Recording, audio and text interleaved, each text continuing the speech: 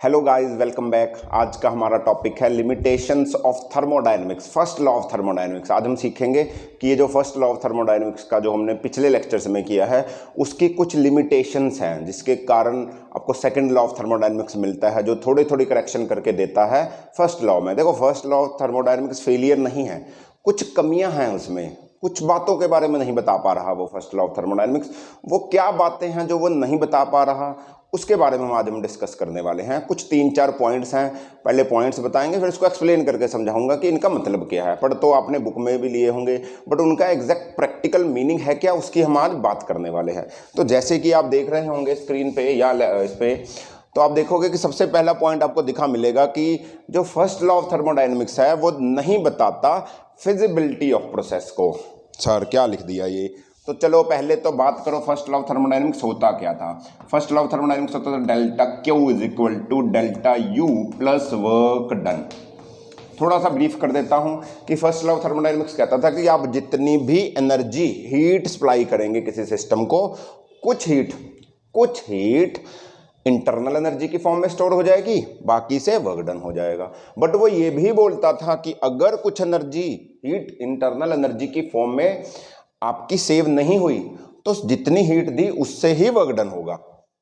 समझे? यहां से प्रॉब्लम शुरू होती है, यहां से बात शुरू होती है limitation of first law of thermodynamics की।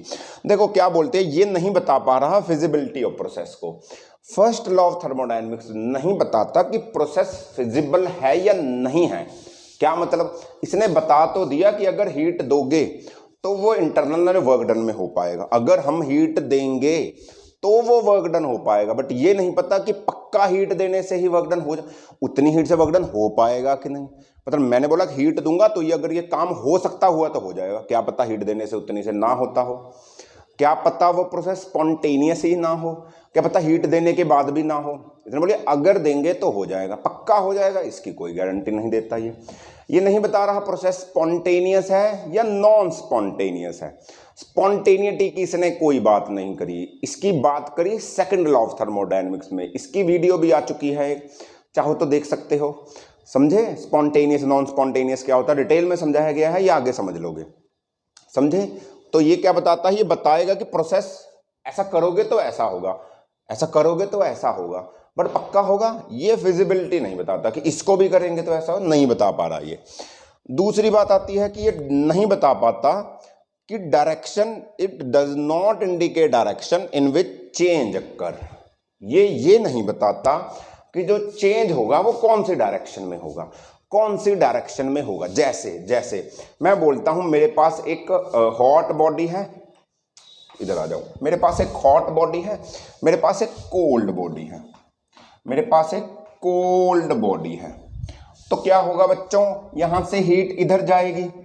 हीट का ट्रांसफर हमेशा higher temperature to lower temperature पे होता है, तो हॉट से कोल्ड जाएगी, हॉट से कोल्ड जाएगी या नहीं जाएगी? बिल्कुल जाएगी, कौन रोक रहा, जाएगी, ऐसे तो होता है। इसने बोल दिया कि चेंज तो होगा, अब वो हॉट से कोल्ड होगा या कोल्ड से हॉट होगा, इस बारे में क्लैरिफिकेशन नहीं है पूरी की पूरी। मेरी बात समझे? देखो इसने बोला कि जो हीट का ट्रांसफर है वो हॉट से कोल्ड होगा, कोल्ड से हॉट नहीं हो सकता, हो ही नहीं सकता, कभी भी नहीं हो सकता। क्यों नहीं हो सकता? हमने पढ़ा है हो सकता है। अगर हम वर्क डन कर दें तो कोल्ड से हॉट भी करवाते हैं, क्यों नहीं करवाते यार? रेफ्रिजरेटर में ऐसा ही तो होता है। फ्रिज यानी कि रेफ्रिजरेटर में क्या होता है, आप क्या करते हो, ट्रांसफर को ऑफ हीट करते हो कोल्ड से हॉट की तरफ। बट इसने बोला नहीं हो सकता, एक्सटेंट ऑफ चेंज नहीं पता, डायरेक्शन इसने बोला हो तो रहा है, कौन सी डायरेक्शन में मुझे नहीं पता। फर्स्ट लॉ स्पेसिफाई नहीं कर पा रहा कि कौन से, हॉट से कोल्ड जा रहा, कोल्ड से, इसने बोला काम हो रहा है, बस काम हो रहा है। समझे? ये लिमिटेशन है, इसको ये डिटेल ये नहीं बता। ये बोलता है कि हॉट से कोल्ड तो होगा ही होगा, ऐसे समझ लो, दूसरी नहीं समझ में आ रही, पर ये बोलता कोल्ड से हॉट नहीं हो सकता, ट्रांसफर हीट का। समझे? तीसरी बात, और ये बोलता है कि सबसे बड़ी बात जहां पर ये फेल किया या लिमिटेशन हुई, limitation of first law of thermodynamics सबसे बड़ी इंपॉर्टेंट ये बोलता है कि किसी भी चीज में 100% एफिशिएंसी पॉसिबल है, जो कि इंजीनियरिंग माइंड में या इंजीनियरिंग बंदे को पक्का पता है कि 100% एफिशिएंसी बिल्कुल भी पॉसिबल नहीं होती, कभी भी नहीं पता तो आज पता चल गया आपको। सुन लो, कभी भी किसी चीज में 100% पॉसिबिलिटी नहीं है। मैं जितनी बातें आपको बोल रहा हूं सारी आपको याद नहीं होंगी, सारी आप लिख नहीं सकते, कुछ ना कुछ भूल जाओगे, कुछ खा लोगे, समझे। जो भी आप खाया सारी एनर्जी में कन्वर्ट नहीं होगा, ठीक है ना। तो ये मतलब ऐसे ही मशीन में था, जितनी हीट दी सारी की सारी वर्क डन में कभी नहीं जाती। इसने बोला था कि इंटरनल एनर्जी 0 सारी वर्क डन में जाएगी, ऐसा नहीं होता। कुछ हीट का लॉस तो होगा ही होगा, कुछ हीट का लॉस होगा। मैंने Q1 एनर्जी दी तो Q1 से Q2 लॉस होगी, बाकी बची Q1 minus Q2 work done में कन्वर्ट होगी। हीट इंजन का कंसेप्ट सेकंड लॉ में आया तो उसने इसको फेल कर दिया। ऐसा नहीं हो सकता कि जितना मैंने 400 जूल हीट दी मान लो तो 400 से वर्क डन हो गया, नहीं हो सकता। हो सकता है 99 से हो जाए, 1 जूल खराब हो जाए, ऐसे ही रफली वैल्यू दे रखा, बट कुछ ना कुछ तो वेस्ट होगा ही होगा। तो 100% एफिशिएंसी ने बोला पॉसिबल है, जो कि नहीं होती। अगली बात ये बोलता है no idea about extent of change, no idea about extent of change, no idea about extent of change. अच्छा, इससे पहले इसको एक और बात समझ लो, ये पॉइंट में और एग्जांपल दे देता हूँ। Does not indicate direction which change can occur. देखो क्या हो रहा है, हम क्या करते हैं, हमने क्या किया, एक अच्छी सी एग्जांपल लेते हैं, बुक में भी शायद ये एग्जांपल है कि हम ना गाड़ी चला रहे हैं, फिर हमने क्या किया, ब्रेक लगा दिए, चलती गाड़ी रुक गई, है ना। ब्रेक लगाने से रुक जाएगी, ज़्यादा ब्रेक कम लगाओगे तो स्लो हो जाएगी। पर जब वो रुकी तो क्या हुआ मेरे को एक बात बताओ, क्या हुआ होगा। जब ब्रेक लगाए हमने तो गाड़ी में क्या हुआ होगा, जो गाड़ी की काइनेटिक एनर्जी थी वो हीट एनर्जी में कन्वर्ट हुई होगी ना। ब्रेक लगाने से हीट एनर्जी में कन्वर्ट हुई होगी, मैकेनिकल एनर्जी हीट एनर्जी में कन्वर्ट हुई है ना, तो वो इसलिए रुक गया। चलती गाड़ी में ब्रेक मार दो तो ब्रेक मारेंगे तो उसके वो पैड्स खुलेंगे तो हीट टायर्स के अंदर, व्हील्स के अंदर हीट प्रोड्यूस होती है। ऐसे चलते इसको रोका तो हीट तो होगी ना। तो काइनेटिक एनर्जी हीट एनर्जी में कन्वर्ट होती है, तो इसलिए वो रुक जाती है, उसको रोक दोगे। अच्छा, अगर मैं उल्टा करूं, खड़ी गाड़ी को टायर गर्म कर दूं, हीट एनर्जी दे दूं, क्या वो काइनेटिक एनर्जी में कन्वर्ट हो जाएगी? नहीं होगी यार, ऐसा थोड़ी होगा यार। यहां पर हमने क्या किया, काइनेटिक एनर्जी को हीट एनर्जी में कन्वर्ट कर दिया, चलती गाड़ी को हीट एनर्जी ब्रेक मारने से कन्वर्ट कर दिया तो रुक गई। अगर मैं हीट से काइनेटिक में कर दूं तो क्या चल पड़ेगी? नहीं चल पड़ेगी। तो मैं क्या करता हूं सर, ब्रेक्स को ना हीट अप करना शुरू कर देता हूं, ब्रेक्स खड़े को घड़ी गाड़ी को हीट कर देते हैं ब्रेक्स को, तो हीट होती है उसको काइनेटिक तो चल पड़ेगी। नहीं, ऐसा नहीं होता। तो ये एक्सटेंट ऑफ चेंज नहीं बता पाया ना, डायरेक्शन में चेंज का नक्कर ये नहीं बता नहीं पाया, कौन से में चेंज होगा। ये बोलते तो ऐसा हो जाना चाहिए, बट ऐसा थोड़ी होता है। समझे मेरी बात? नहीं समझे। एक और एग्जांपल लो, मैंने क्या ली, गन लेता हूं मैं, गन ली और मैंने गन चला दी, गोली चला दी तो गोली की काइनेटिक एनर्जी किसी ऑब्जेक्ट में लगेगी तो वहां पर हीट एनर्जी जनरेट करेगी ना वहां, पक्का। काइनेटिक एनर्जी कन्वर्ट हुई हीट एनर्जी में। अब गोली उसमें जाके बीच में फंस गई इस बोर्ड के।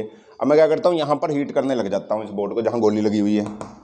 तो मतलब इसका मतलब तो ये हीट दोबारा इसको हीट करूँगा, दोबारा गोली निकल कर आगे चली जानी चाहिए। ऐसा थोड़ी होता बच्चों, ऐसा नहीं होता ना, तुम सबको पता है। सर ये कैसी बातें कर रहे हो, मैं भी यही बोल रहा हूँ कि कैसी बातें कर रहा है फर्स्ट लॉ ऑफ थर्मोडायनेमिक्स, ऐसा नहीं होता। ये इसके लिमिटेशंस हैं। क्लियर हुई बात? अगली बात आती है no idea about extent of change. ये कोई भी आइडिया नहीं देता एक्सटेंट ऑफ चेंज पे। एक्सटेंट ऑफ चेंज का क्या मतलब है? वही बात क्या बात, मैं यहाँ रब कर दूँ, यहाँ समझाता हूँ। एक्सटेंट ऑफ चेंज का क्या मतलब है? इसने बोला कि हम क्या कर सकते हैं, मैकेनिकल वर्क को हीट एनर्जी में कन्वर्ट कर सकते हैं। मैकेनिकल वर्क किया तो हीट एनर्जी स्पॉन्टेनियस होगी, अपने आप आपको हीट एनर्जी मिलेगी। अगर आप कहीं पर वर्क करोगे तो अपने आप आपको हीट एनर्जी कुछ ना कुछ मिलेगी। पर क्या मैं कहीं पर अगर हीट दे दूं, क्या अपने आप मैकेनिकल वर्क मिलेगा? नहीं मिलता, बिल्कुल नहीं मिलता। एक्सटेंट ऑफ चेंज कहाँ बताया इसने? मतलब हमें पता है हीट से मैकेनिकल वर्क में कन्वर्ट करने के लिए हमें एक डिवाइस चाहिए, हीट इंजन, जो कि सेकंड लॉ ने समझाया। अपने आप हीट दी, अपने आप मैकेनिकल वर्क कहाँ मिलेगा? अभी क्यों बात करके हटाऊं मैं एक बुलेट को चली हुई बुलेट को दीवार में फंसा हुआ है, मैंने इसके नीचे आग लगा दी तो हीट दे रहा हूं तो इसको वर्क मैकेनिकल अपने आप निकल के आगे चली जानी चाहिए। ऐसा थोड़ी होता है यार, नहीं हो पाता ऐसा। एक ही बात है ये दोनों पॉइंट्स, बट समझने की बात अलग है। समझे? आपको हीट को मैकेनिकल वर्क में कन्वर्ट करने के लिए अपने आप नहीं होगा, आपको हीट इंजन चाहिए एक डिवाइस, बट मैकेनिकल वर्क अपने आप हीट एनर्जी में जरूर कन्वर्ट हो जाएगा। क्लियर हुई बात? एक्सटेंट ऑफ चेंज क्या चीज है? तो यहाँ पर बात खत्म होती है आपकी फर्स्ट लॉ ऑफ थर्मोडायनेमिक्स की, क्या, लिमिटेशंस की। तो होपफुली समझ में आया होगा। अगर किसी ने फर्स्ट लॉ ऑफ थर्मोडायनेमिक्स देखना है या सेकंड लॉ ऑफ थर्मोडायनेमिक्स देखना है, वो भी आपको प्लेलिस्ट में मिलेगा या डिस्क्रिप्शन में लिंक मिल जाएगा। तो हम मिलते हैं बच्चों अगले टॉपिक के साथ, तब तक पढ़ते रहिए, एंजॉय करिए। अगर चैनल सब्सक्राइब नहीं किया तो वो भी कर दीजिए। थैंक यू वेरी मच बच्चों, बाय बाय।